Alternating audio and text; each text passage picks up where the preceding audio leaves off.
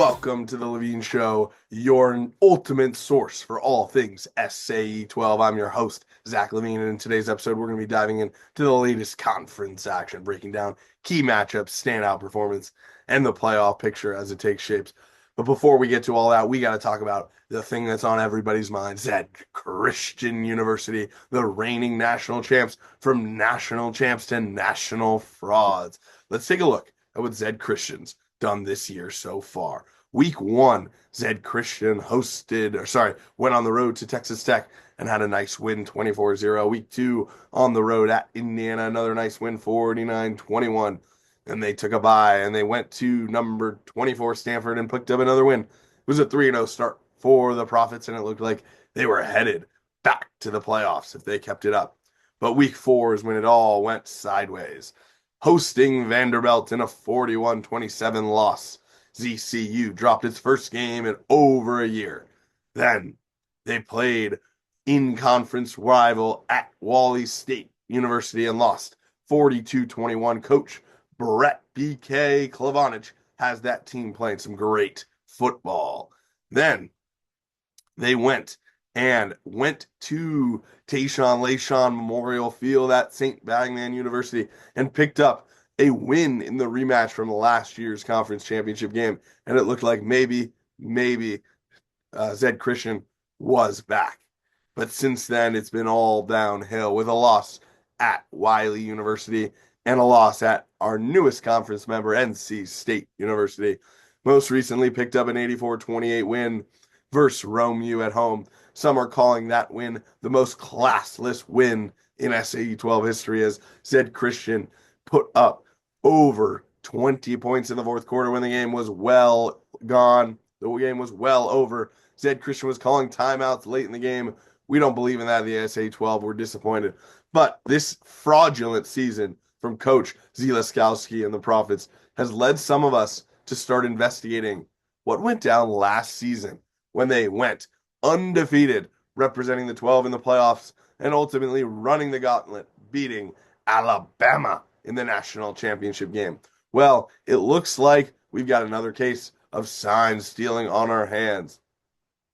Zed Christian University teammate and member fan Samil Srivastava was the number one culprit of this, and he was on the sides stealing signs from other programs and sending them to Zed Christian University. This is not only frowned upon, this is against the rules, and there are certainly going to be sanctions coming up for Coach Zielaskowski if this gets proven. Coach, it's disappointing for Zielaskowski, and we tried to reach him for comment on this. All he said was, whether it's true or not, we got our natty. So it's not even like Coach Zielaskowski is really denying things that happened last season, and it looks like that natty might be stripped by the NCAA, depending the results of this investigation. Moving on, we got to talk about the race for this season.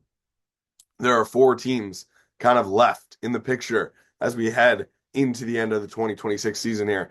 We've got Lime Tech Lightning, the Don Rubio, the Wally State Blazers headed by Coach Brett Klavanich, and no shock here, St. Bagman and his Felons.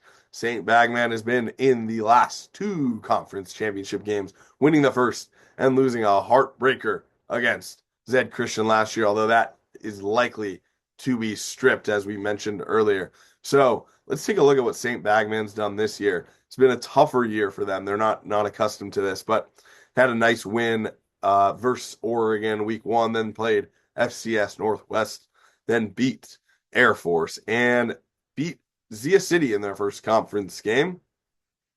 Win over NC State, a loss at home versus Zed Christian University in what has become a rivalry game.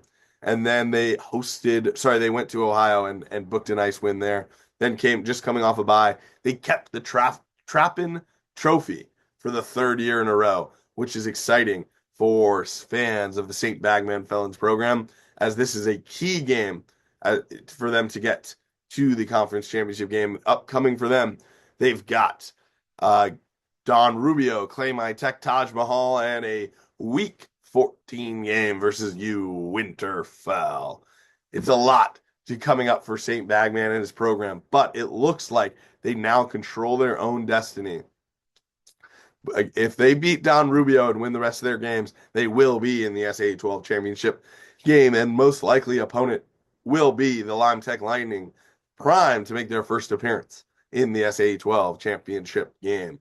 Moving a little bit further along, we've got to discuss some other new stuff in the league. Number one, can Coach Zielinski get an extension? Because I've heard rumors with these allegations that he is likely to be facing the board of Zed Christian University before the end of the season. Zed Christian has a no tolerance policy for cheating, and it looks like that's what the Zed Christian University Profits did. But can we really suspect that the admins didn't know? Is football more important than integrity for the Profits? It sure seems that way. Wrapping things up, we've got to discuss Rome U.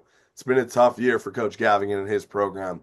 Gavigan was a first-year rookie head coach last year and had a successful 6-3 finish to the season after starting 0-3.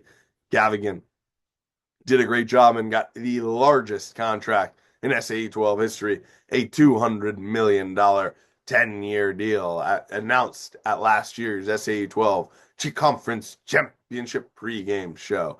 Gavigan is now in year one of this extension and struggling. An 84-28 loss just yesterday on the road at Zed Christian University. Gavigan drops to 4-5 on the year with a loss versus Clay My Tech, which is a big, bad loss. You don't want to be losing to those foes from Pensacola. Is Gavigan in the hot seat even just after this extension?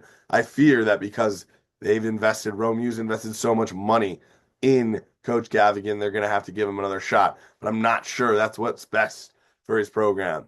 That's it for us today on the Levine Show. Coming up next week, we're going to discuss the Wile Coyotes and their rise to power, as well as Lime Tech Lightning, some potential allegations against the program and their integrity as well.